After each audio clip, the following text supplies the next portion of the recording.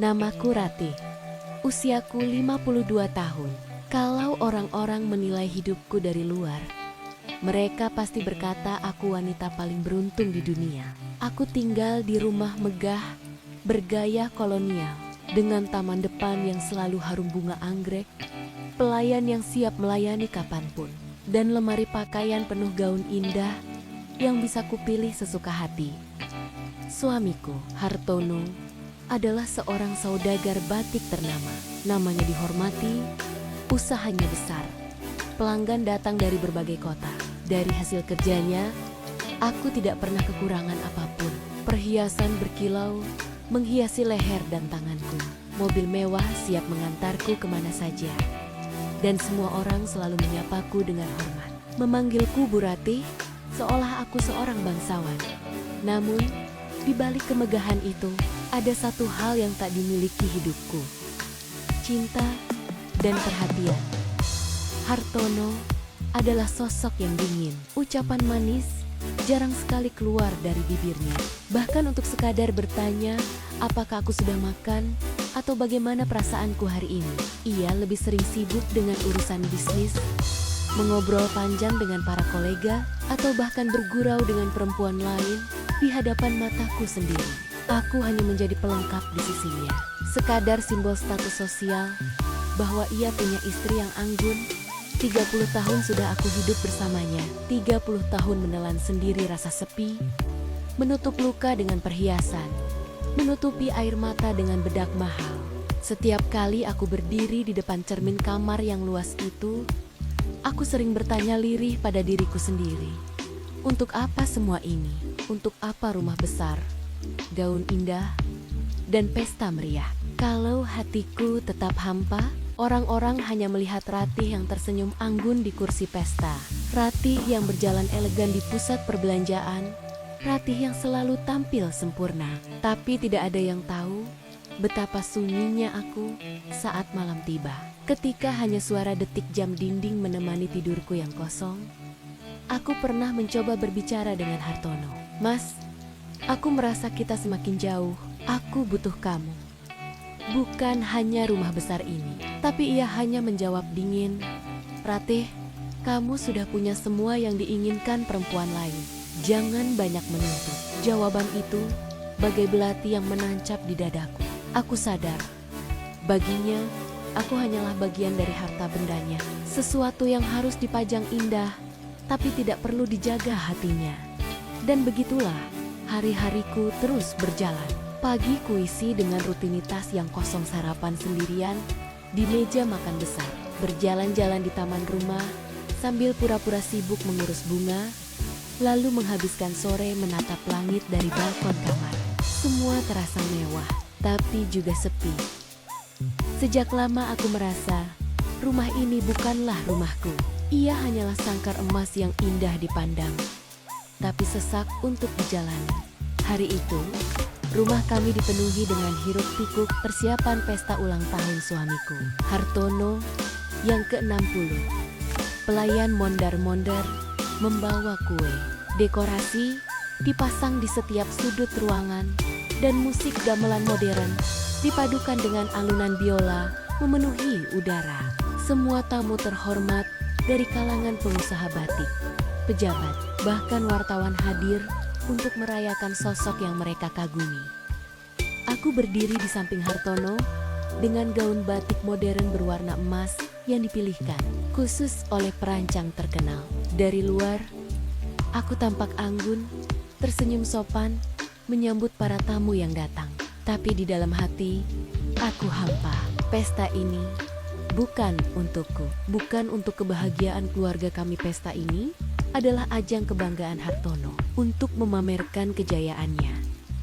Awalnya, aku berusaha menahan perasaan itu, tapi segalanya runtuh ketika mataku menangkap pemandangan yang menusuk jantungku di tengah kerumunan. Hartono tampak berdiri bersama seorang perempuan muda, Sinta, sekretaris barunya. Tubuhnya langsing, wajahnya cantik, dan gerak-geriknya penuh percaya diri. Dengan terang-terangan, Hartono menggenggam tangannya sambil tertawa renyah. Tidak hanya itu. Ia bahkan menyuapkan sepotong kue ulang tahun ke mulut Sinta di depan semua tamu. Tamu-tamu tertawa, seolah itu hiburan kecil. Beberapa berbisik-bisik, beberapa menatapku dengan tatapan iba. Tapi yang paling menusuk hatiku adalah ekspresi puas di wajah Hartono. Seakan ingin menunjukkan pada dunia bahwa aku hanyalah pajangan. Sementara kasih sayangnya sudah berpindah pada wanita muda itu. Dadaku sesak, jantungku berdetak kencang. Aku mencoba menahan air mata agar tidak jatuh di depan semua orang. Namun tubuhku bergetar hebat. Aku tidak kuat lagi berdiri di situ. Tanpa mengucapkan sepatah kata pun, aku meletakkan gelas minuman yang kupegang dan melangkah cepat keluar dari aula pesta. Suara musik, tawa, dan tepuk tangan masih menggema di belakangku. Tapi semuanya terasa seperti ejekan yang menertawakan kehinaanku sebagai seorang istri. Begitu sampai di halaman luar, hujan deras menyambutku. Aku berlari menembus derasnya air hujan, membiarkannya menutupi wajahku yang sudah penuh air mata. Lampu-lampu kristal yang indah di dalam rumah kini terasa jauh, asing, dan menyakitkan. Aku berjalan tanpa arah, hanya mengikuti langkah kakiku yang gemetar. Jalanan mulai sepi, hanya ada suara hujan deras dan gelegar petir yang sesekali memecah langit. Aku tak peduli lagi dengan gaun mahal yang basah kuyup menempel di tubuhku. Tak peduli lagi pada perhiasan yang berkilauan di leher dan tanganku. Yang kurasakan hanya rasa hina, terluka, dan kosong. Tubuhku semakin lemah. Udara dingin menusuk tulang. Hingga akhirnya, di sebuah kebun jeruk di pinggiran sawah, kakiku goyah dan aku terjatuh. Dunia mulai gelap. Yang terakhir, kuingat hanyalah aroma tanah basah, suara hujan yang menimpa daun jeruk, dan tubuhku yang akhirnya tak sanggup lagi menahan semua luka itu. Malam ulang tahun yang seharusnya menjadi perayaan, justru menjadi malam paling kelam dalam hidupku. Malam di mana kehormatanku runtuh di hadapan semua orang. Tubuhku rebah di tanah kebun jeruk yang basah. Hujan deras membasahi gaun emas yang tadi malam tampak mewah, kini melekat kotor penuh lumpur. Aku terbaring lemah, napasku sesak, kepalaku pening, hingga akhirnya pandanganku gelap. Entah berapa lama aku tak sadarkan diri. Saat perlahan membuka mata, aku merasakan udara yang berbeda. Udara hangat, bercampur aroma kayu basah dan daun kering. Aku bukan lagi di pesta megah, bukan pula di rumah mewahku. Aku berada di sebuah gubuk sederhana berdinding bambu. Atapnya meneteskan air hujan, dan di sudut ruangan hanya ada lampu minyak yang redup. Di sampingku, seorang pemuda duduk dengan wajah penuh kekhawatiran. Tubuhnya basah kuyup, namun tatapannya lembut. Ia memperbaiki selimut tipis yang menutupi tubuhku, lalu berkata pelan, "Ibu sudah sadar, tenang. Nggak usah takut, saya nemuin ibu pingsan di kebun tadi. Nama saya Bayu." Aku menatapnya bingung. Masih setengah sadar, di mana aku? Tanyaku lirih. Bayu tersenyum samar. "Ini gubuk saya, Bu. Di kebun jeruk tempat saya kerja. Nggak ada apa-apa di sini. Tapi setidaknya ibu bisa berteduh dulu." Air mataku mengalir begitu saja. Rasanya aneh. Setelah puluhan tahun hidup di rumah besar, penuh kemewahan, justru di gubuk sederhana ini, aku merasakan sesuatu yang lebih hangat, perhatian. Bayu menyiapkan segelas air hangat dan meletakkannya di depanku. "Minum dulu, Bu, biar badan agak enakan." Aku menerima gelas itu dengan tangan gemetar. Saat air hangat menyentuh bibirku, ada rasa damai yang menelusup, bukan dari airnya, melainkan dari cara ia memperhatikanku tulus, tanpa pamrih, tanpa peduli siapa aku sebenarnya. Beberapa hari berikutnya, aku tinggal di gubuk itu, bukan karena aku tidak bisa pulang, tapi karena aku tidak ingin pulang. Di sana, tidak ada pesta gemerlap, tidak ada tamu berpakaian indah, tidak ada suami yang dingin. Yang ada hanyalah suara jangkrik di malam hari, bau tanah basah selepas hujan, dan tatapan jujur seorang pemuda sederhana yang tidak menuntut apa-apa dariku. Kami sering duduk bersama di beranda gubuk bambu itu, menatap hamparan sawah dan pohon jeruk yang masih basah. Aku bercerita banyak hal tentang pernikahanku, tentang dinginnya Hartono, tentang rasa sepi yang sudah menjadi sahabatku selama puluhan tahun. Bayu mendengarkan tanpa menyela, hanya sesekali mengangguk, kadang menepuk pelan pundakku. Pada suatu sore, aku bertanya padanya, "Bayu, kenapa kamu mau menolong orang asing seperti aku? Kamu bahkan gak tahu siapa aku sebenarnya." Bayu tersenyum kecil, menatap sawah di depannya. "Karena saya juga sering sendirian, Bu. Kalau ada orang yang jatuh, rasanya saya ngerti gimana sakitnya. Saya cuma pengen nolong, itu aja." Kalimat itu membuat hatiku bergetar. Aku tidak ingat kapan terakhir kali ada seseorang yang berbicara padaku dengan ketulusan seperti itu.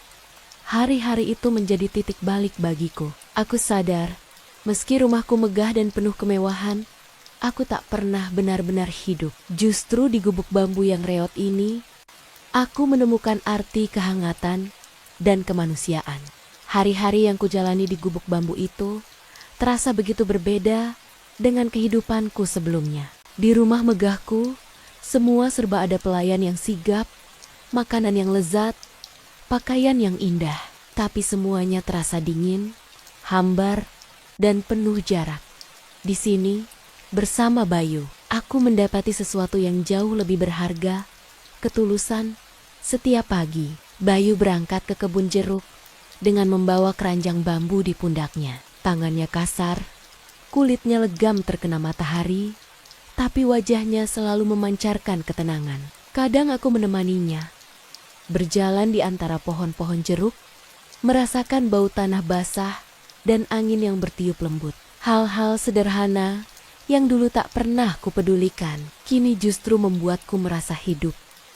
Suatu sore, setelah hujan reda, Bayu menyeduh teh hangat di cangkir sederhana dari kaleng. Kami duduk berdua di beranda bambu, menatap tetesan air yang masih menuruni daun-daun jeruk. "Ibu nggak kedinginan kan?" tanyanya pelan. Aku menggeleng, lalu tersenyum samar. Rasanya hangat sekali. Padahal ini cuma teh biasa. Bayu tersenyum, menatapku sebentar sebelum kembali menunduk. "Bukan tehnya, Bu. Tapi kalau ada yang nemenin, apapun jadi terasa lebih hangat." Ucapan itu membuatku terdiam. Mataku terasa panas, air mata hampir jatuh.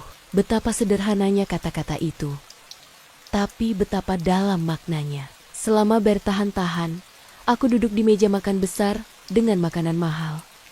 Tapi semuanya terasa dingin, karena aku sendirian. Kini, dengan secangkir teh murahan dan gubuk reot, aku justru merasa damai. Kami mulai sering berbagi cerita. Aku bercerita tentang luka-luka batinku, tentang malam-malam penuh sepi di rumah besar, tentang betapa sakitnya menjadi istri yang tak pernah dianggap. Bayu mendengarkan dengan sabar, sesekali menatap mataku, seakan ingin berkata, "Aku paham." Di sisi lain, Bayu juga membuka dirinya. Ia menceritakan bagaimana ia kehilangan orang tuanya sejak kecil, bagaimana ia bertahan hidup dengan bekerja serabutan, bagaimana kesepian sudah menjadi bagian dari hidupnya. "Kadang aku iri sama orang-orang yang punya keluarga lengkap," katanya lirih. Aku menatapnya, lalu menjawab pelan, "Dan aku iri pada mereka yang meskipun miskin, tapi bisa merasakan cinta yang tulus di rumahnya." Percakapan itu membuat kami sama-sama terdiam lama. Di dalam diam itu, ada rasa yang tak terucap. Hari-hari berikutnya, aku mulai menunggu momen-momen itu. Menunggu saat Bayu pulang dari kebun, menunggu saat kami bisa duduk bersama di beranda, atau sekadar mendengarnya tertawa kecil. Senyum sederhananya mampu mengisi kekosongan yang selama ini menggerogoti hatiku. Aku sadar ada sesuatu yang tumbuh di antara kami. Sesuatu yang tak seharusnya ada, tapi juga tak bisa kuingkari. Rasa nyaman yang hampir menyerupai cinta. Suatu malam, ketika listrik padam dan hanya lampu minyak yang menerangi gubuk, aku menatap Bayu yang sedang memperbaiki atap bocor. Tetesan keringatnya bercampur dengan sisa hujan. Tubuhnya lelah, tapi ia tetap tersenyum. Tanpa sadar aku bergumam lirih. Sudah lama aku gak merasa diperhatikan seperti ini. Bayu menoleh. Matanya menatapku lama. Ada sesuatu dalam tatapan itu, sebuah ketulusan yang membuatku nyaris lupa siapa diriku dan siapa dirinya. Dan di titik itulah aku sadar. Kehangatan yang kucari selama puluhan tahun ternyata kutemukan di gubuk bambu sederhana ini. Bukan di rumah megahku. Hari-hari di gubuk bambu itu semakin membuatku lupa waktu. Setiap detik yang kuhabiskan bersama Bayu bagaikan obat yang menenangkan luka-luka lama yang selama ini kupendam. Namun di balik kenyamanan itu ada rasa bersalah yang kian hari kian menghantui. Aku seorang istri. Aku masih terikat dalam pernikahan dengan Hartono. Meskipun hatiku sudah lama mati di sisinya.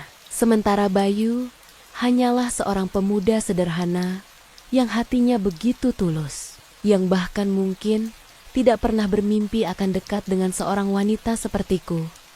Namun, kenyataan tak bisa kupungkiri. Ada getaran aneh yang muncul setiap kali tatapan kami bertemu terlalu lama. Ada debar yang tak wajar saat tangannya tanpa sengaja menyentuh jemariku ketika ia menyodorkan cangkir teh. Ada kehangatan yang membuatku ingin berlama-lama berada di sisinya, meski aku tahu itu berbahaya. Suatu sore, hujan deras kembali mengguyur kebun jeruk. Angin berdesir, atap bambu bergoyang, dan udara dingin merasuk ke tulang. Aku duduk di sudut beranda, memeluk lututku, sementara Bayu sibuk menyalakan api kecil untuk menghangatkan ruangan ibu kedinginan, tanyanya. Matanya penuh khawatir. Aku tersenyum samar, meski sebenarnya tubuhku menggigil. Gak apa-apa, Bayu, aku sudah terbiasa merasa dingin. Bayu menoleh cepat, seakan menangkap makna lain dari ucapanku. Tatapannya tajam menembus mataku, membuatku sulit bernapas. Kalau ibu terbiasa merasa dingin, biar saya yang bikin hangat. Suaranya lirih, nyaris tenggelam oleh suara hujan, tapi cukup untuk membuat jantungku berdegup kencang. Kami terdiam lama, hanya suara hujan dan derak kayu yang terdengar. Tatapan itu terlalu lama, terlalu dalam, hingga aku harus menunduk, takut tenggelam di dalamnya. Aku tahu, seandainya aku membiarkan diriku larut lebih jauh, batas antara kesepian dan godaan itu akan kabur. Dan sekali saja aku melangkah melewati garis itu, aku mungkin tak akan pernah bisa kembali. Malam itu aku menangis dayam-dayam di dalam hati. Menangis karena aku merasa bersalah pada pernikahanku, tapi juga menangis karena untuk pertama kalinya setelah puluhan tahun, aku merasa hidup kembali. Bayu, di sisi lain, seolah mengerti apa yang kurasakan. Ia tidak banyak bicara, hanya duduk di dekatku, memberikan kehangatan lewat kehadirannya. Tapi justru sikap diam itu membuat segalanya terasa lebih dalam, lebih intim, lebih berbahaya. Dalam hatiku berkecamuk dua suara. Satu berkata, "Kamu pantas bahagia, Ratih. Kamu berhak merasakan cinta yang tulus, meski hanya sesaat." Satu lagi berbisik, "Ingat siapa dirimu. Kamu, istri orang. Jangan hancurkan hidup Bayu yang polos hanya karena kesepianmu." Aku menatap langit malam dari sela atap bambu yang bocor. Air hujan menetes ke tanah. Dan di tengah suara hujan itu, aku sadar. Aku berdiri di tepi jurang. Satu langkah salah saja bisa menjatuhkanku ke dalam kehancuran yang tak terelakkan. Namun, hatiku yang rapuh terus berteriak, "Tuhan, kenapa justru di tempat ini aku merasakan hidup kembali? Kenapa bukan dari suami yang seharusnya mencintaiku?" Aku tahu, pada akhirnya aku harus memilih. Tapi malam itu, di antara hujan deras dan tatapan mata Bayu, aku hanya ingin membekukan waktu. Karena meski penuh dosa, untuk pertama kalinya dalam hidupku, aku benar-benar merasa diinginkan, dihargai, dan dicintai sebagai seorang manusia. Pagi itu, udara terasa lebih dingin dari biasanya. Aku duduk di beranda gubuk bambu, memandangi sawah yang mulai menguning diterpa matahari. Bayu sedang menyiapkan sarapan sederhana. Nasi hangat dengan sayur bening yang ia masak sendiri. Sederhana sekali, namun entah mengapa jauh lebih nikmat dibanding hidangan mewah yang selalu tersaji di rumah besar milikku. Hatiku berkecamuk. Setiap detik bersama Bayu terasa damai, tapi juga menyakitkan. Karena aku tahu kebahagiaan ini tidak akan bisa kumiliki selamanya. Aku bukan perempuan bebas. Aku masih istri dari seorang saudagar kaya bernama Hartono. Dan selama status itu melekat, aku tidak punya hak untuk tinggal di sini. Apalagi bersama pemuda sederhana yang hanya memberiku ketulusan.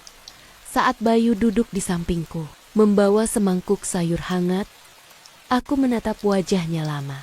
Wajah yang penuh ketulusan, mata yang jernih, dan senyum sederhana yang membuatku merasa bernilai. Aku berbisik dalam hati, andai aku mengenalmu lebih dulu, mungkin hidupku akan berbeda. Aku menelan ludah, lalu berkata pelan, "Bayu, aku harus pulang." Ia terdiam. Sendok di tangannya berhenti. "Kenapa buru-buru, Bu? Kalau masih ingin di sini, gubuk ini selalu terbuka." Aku tersenyum getir. "Bukan soal ingin atau tidak, Bayu. Aku masih seorang istri. Aku tidak bisa menghancurkan hidupmu hanya karena aku kesepian." Bayu menunduk. Aku melihat matanya berkaca-kaca. Meski ia berusaha tegar, "Saya nggak pernah anggap kehadiran ibu sebagai beban. Justru, saya bersyukur bisa kenal ibu. Tapi kalau itu keputusan ibu, saya hanya bisa ikhlas." Air mataku jatuh deras. Aku menggenggam tangannya erat. "Terima kasih, Mas Bayu. Terima kasih sudah mengajarkanku arti perhatian, arti ketulusan. Kamu sudah membuatku merasa hidup kembali. Aku nggak akan pernah lupa semua ini." Kami berdiam lama, hanya ditemani suara angin yang menggoyang dedaunan jeruk. Lalu, dengan langkah berat, aku berdiri. Bayu mengantarku sampai ke tepi jalan desa. Aku menoleh sekali lagi, menatap gubuk bambu itu sederhana, reot tapi penuh makna. Saat mobil menjemputku, aku merasa seperti menyerahkan kembali jiwaku ke dalam sangkar emas yang dingin. Rumah mewahku menanti, dengan segala gemerlapnya. Tapi hatiku tertinggal di gubuk itu, bersama pemuda yang pernah membuatku merasakan cinta sejati. Hari-hari setelah kepulanganku kembali hambar, Hartono tetap seperti biasa, sibuk dengan bisnisnya, dingin, dan sering pulang larut. Senyumku kembali menjadi topeng, suaraku kembali menjadi formalitas. Tapi di dalam hati, aku tahu, aku sudah menemukan diriku yang sebenarnya bukan di rumah besar penuh lampu kristal, melainkan di gubuk bambu bersama seorang pemuda bernama Bayu. Aku hidup lagi bukan karena Hartono, bukan karena hartanya. Aku hidup lagi karena aku pernah disentuh oleh ketulusan. Dan meski aku memilih kembali ke pernikahanku yang dingin, jiwaku akan selalu terikat pada satu nama, Bayu. Epilog. Pesan moral. Dari kisah ini aku belajar, cinta sejati tidak bisa dibeli dengan uang atau kemewahan.